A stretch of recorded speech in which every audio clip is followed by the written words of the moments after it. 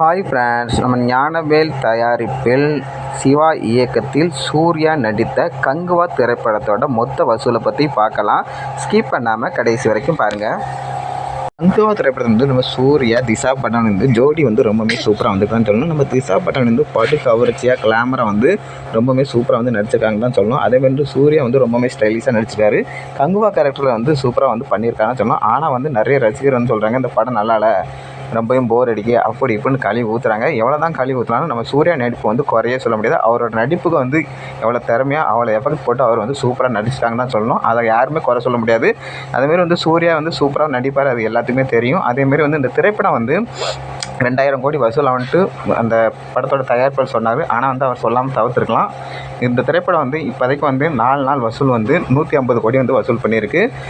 இந்தியாவில் மட்டும் 100 கோடி வசூல் பண்ணியிருக்கு. ஓவர்சீஸில் 50 கோடி வசூல் பண்ணிருக்கு. டோட்டல் 150 கோடி வசூல் பண்ணி பாக்ஸ் ஆஃபீஸ் கலெக்ஷனில் 100 கோடி பாக்ஸ் ஆஃபீஸ் கலெக்ஷன் நம்ம சூர்யா படம் தேர்வாயிருக்கு. இதை பற்றி என்ன கீழே கமெண்ட் பண்ணுங்கள். அப்படி லைக் பண்ணுங்கள். Bye friends.